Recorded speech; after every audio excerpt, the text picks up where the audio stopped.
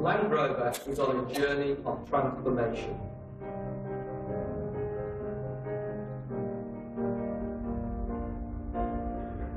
Design excellence and all-terrain capability is at the very core and is therefore a prerequisite for all our vehicles.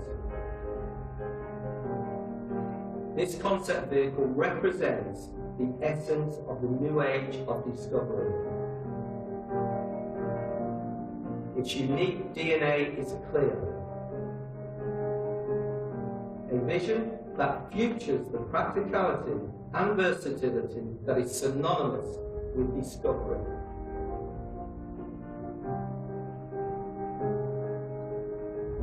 Meet the discovery vision and concept. It's just the beginning.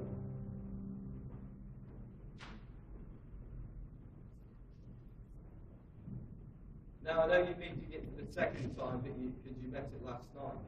I quite like that video, but believe it or not, I hate seeing pictures of myself. Honest. And that one shot, that looked a little bit like Liberace. I reckon that's anyway, but this is great, isn't it? This is a great looking beast. I use the term beast. I think it's magnificent, beautifully proportioned. Probably, well, I say probably, it is a radical departure from, I didn't say this last night, but it is a radical departure from discovery as we know it. But it's got a very good balance of on-road, off-road stance. It really sits. Now, clearly you're seeing it at a higher level. When you see it tomorrow, it'll be on a flat surface, and then you'll get an even better impression of it. But we've kept it at this height, particularly for the people at the rear, of when we open the doors. Because we are going to open the doors this time, aren't we, chaps? Yes? Good. Remember that. It said they were going to open the doors for me. We had one, two, I'll be honest with you, we had 1 or 2 electrical faults. Of course, I get to more dangerous. So, very modern vehicle. Flush glazing, that sort of beautiful, precise surfaces. It really does talk to modernity, which is a very important aspect for me, or for us. And it does allude to that versatility I talked about in terms of what is capable both inside and out. When you look at it inside view, and you will get the chance to look at the inside view properly, but if you look at that vision there, it's got a very distinctive silhouette, which is influenced, of course, by the inside, by the stage and seating. Second row sits higher than the first, and third row sits even higher. That creates the step, of course. It's got a very dramatic rising belt line, which is, as you can see on there, is disconnected at the bonnet, which makes it very dramatic, but also it enhances command driving, better vision out of the vehicle. Fast screen angle, of course, which again talks to that sporting nature, and makes it more aerodynamically efficient, of course. When original Discovery was created, aerodynamics wasn't really much of an issue. In fact, probably never even went near a wind tunnel. Of course, it's far more important now in a world that's very focused on sustainability. I really like this view of it. I like rear views, so be careful now. Very sporting, this vehicle is. It brings back, for me, the S in SUV. Rear spoiler at the back adds to that sportiness as well and helps the vehicle. It adds to its overall stability. Horizontal lamps at the back, generally Discovery's that, those verticals. What that's all about is giving it a higher. Do excuse the description, but we do actually think about this when we design it. It gives it a higher butt, and that's deliberate. It makes the vehicle look more athletic. This vehicle has reasonably sized volumes, and we've tried to visually reduce those volumes. Integrated steps are another element to improve egress, which is something that's quite important on a versatile vehicle. Clamshell tailgate is something we've created on here, which is a first for Discovery. Traditionally, it's been a split tailgate. I'll come back to that in a moment. We've also recognised that this vehicle does have a unique DNA, so there'll be certain elements there that pay homage to that DNA. The step roof is one of them that you can see there, and obviously that's created by the stadium seating. The Alpine lights are another one there, which currently on the current vehicle they're not actually functional. That's something we want to bring back. I think they should be functional, and it's something that is synonymous with that, with this particular vehicle, and also the asymmetry in the rear panel. You know, on the current vehicle it has it actually on the glass. We've taken that and actually put it into the rear panel. Not for any functional reason, it's purely aesthetic, but for me that's a good enough reason in itself. Every line, every detail doesn't have to be there for a functional reason. It's there purely for an aesthetic one. I'll take that and it improves its overall balance. An holistic approach is something that we've been afforded the ability to do as a company now. For the first time in our history, we've been able to look at this whole new generation of vehicles and how they relate to each other. And clearly that's very important when we're creating Range Rovers, Discoveries and Defenders, to understand what the levels of differentiation are, both from a design standpoint, specification standpoint, etc., in order to make them more targeted to the different customers that we have, make them more tailored to those ever-changing lifestyles. So there'll be specific elements also that connect all these vehicles, because at the end of the day they are all Land Rovers, but then there'll be specific elements that tie the families together. So this holistic approach gives us the opportunity to maximise that differentiation and get the balance right.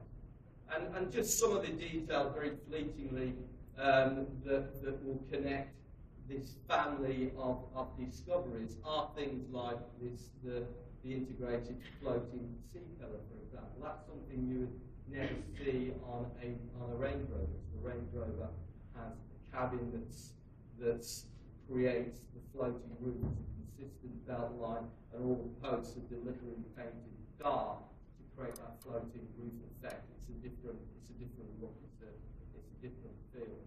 One of the areas that I really like is this upper feature line that runs from the fender and connects with the back. And what that line is actually doing is a bit of visual trickery, because it's deliberately reducing the overall volume of the car. Because if you look at the side, your eyes go in, and that's making the vehicle look more compact. People have already remarked on that. It does look smaller than the current one. Of course, this isn't meant to be a proposal for the replacement of the current one, but it is similarly sized. Step bonnet to roof, you've heard me mention that there. Better viewing out of the vehicle, but again, it's a visual differentiator. On a Range Rover, you'd never do that. You'll always have a consistent, what we call belt line, that runs around the vehicle. And then at the front, we like to call this a stealth-like appearance, that emphasis on this sort of horizontal, that very sort of sporting, stealth-like look, which is then complemented by these LED lighting, state-of-the-art lighting that this new range of Discoveries will have. Modernity. I'm a modernist, and it's clear when you look at that picture, and as it moves around you'll see it. This is a very modern-looking vehicle. Modern, contemporary. It recognises its roots, but it's not harnessed by it. Details carry on, the rear spoiler at the back there helps. It's taken you from great, the compactness is there, that gives you a bit of extra length on the roof to balance it up. This also adds to the stability of the vehicle. Roof, beautifully crafted surfaces. This vehicle is very jewel-like. Some people said it looks too good. Well, I'll take that one. Why can't something that's incredibly capable be incredibly jewel-like? Our customers, the Discoverers, have been telling us for a long time though they love the vehicle, they want it to become more premium. They actually want it not to become a Range Rover, but to become more premium. And in a way, it does take this family closer to Range Rover, but when Defender comes, and when you see that, you'll understand, back to this strategy, that the real overt, functional, rugged type design is something that's better placed over there with Defender. Eventually you'll see what I mean by that, and then all of this strategy will become very clear. So, I'm going to show you another little animation, and then I'm going to talk about the interior. And you're going to see the doors open.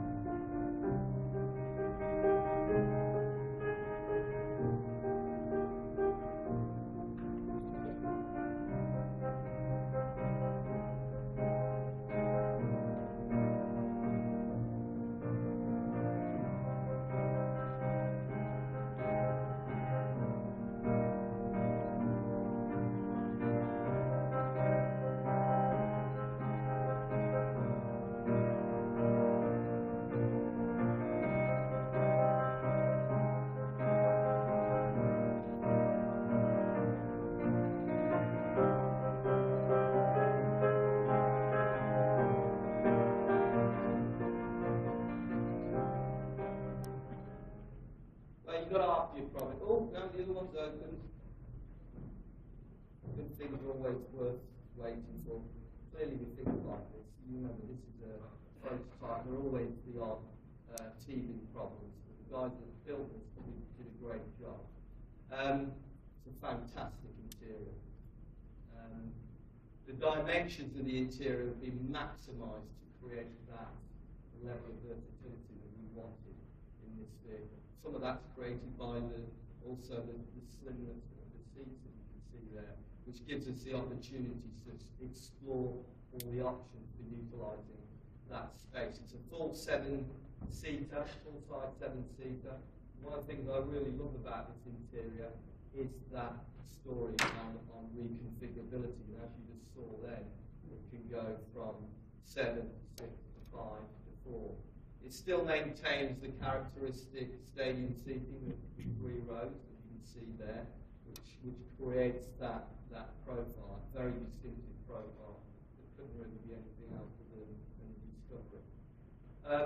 One of the elements of this, the articulation, the reconfigurability of seating that I also really like is the way that the second row of seats theatre style go forward to create that incredible space in the back for the rearmost occupants, which is quite unusual because usually the third row is slightly economy seats. What we wanted to do here was make the third row your first class seats, and that's highlighted by treating them in a different material finish. So that's a great place to be right at the back. You feel cocooned in there, you've got fantastic legroom, and it's just a really nice environment. We actually call it limousine style, not to be confused with Range Rover, it's a totally different thing. In terms of the main fascia moulding, traditionally on Discoveries it's all about the strong vertical intersection of the horizontal beam. That you can still see here. On Range Rover, remember, it's the other way around. This is a continuation of the thinking to a greater level of what I call the reductive approach. Reduction in switchgear. We saw on new generation Range Rover, for example, a 50% reduction in switchgear. This